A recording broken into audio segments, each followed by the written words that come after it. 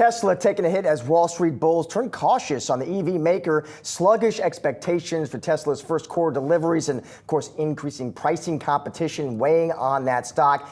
Dan Ives, Wedbush Securities Managing Director, joining us now to discuss. Dan, great to see you, my friend. Great to be here. Great to have you on set. Let's just dig right into Tesla. Q1 deliveries on deck. What does Dan Ives expect? I mean, Nightmare on Elm Street, Friday the 13th. It's going to be a bad one, yeah. and that's why that sounds terrible. Look, it was a brutal quarter, yeah. Because if you look, China demand softened significantly. We really had to cut numbers, not just in China, but even in the U.S. and Europe. And our whole point is, on the other side of this, the growth story is still there. But look, this is a fork in the road period for Musk to navigate. I mean, and this can be rip the Band-Aid off when they report Tuesday morning. You said the other side. I think I heard you say 2.5 to 3 million deliveries, what you're looking at on the other side, right? I mean, what's going to be the catalyst, though? Because it doesn't feel like the price cuts, the pressure there is easing at any time.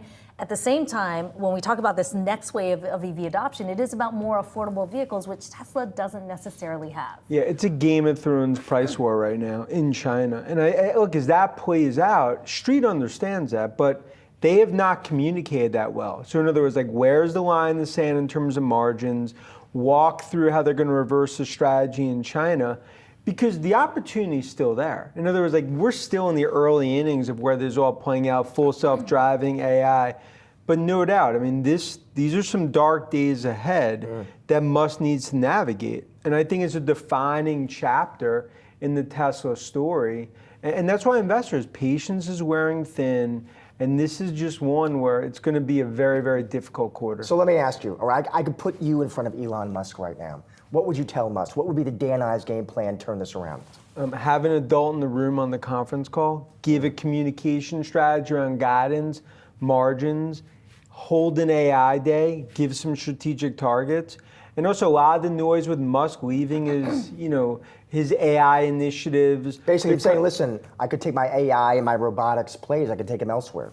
That's 70% of the value of Tesla is Musk. Okay, so Musk is Tesla, Tesla is Musk. Investors have a lot of patience, and we've been here before, 2018, 2019. This is nowhere near those, but this is a white knuckle period that they need to navigate. You compare that to what Cook will do on calls, Nadella, some of the other Hall of Famers. I'm not saying Musk is going to do that, but this is a quarter that's really going to shake some confidence. And I think that's the thing. We see it on the other side in terms of being bullish, but no doubt that's why we had to lower the price target.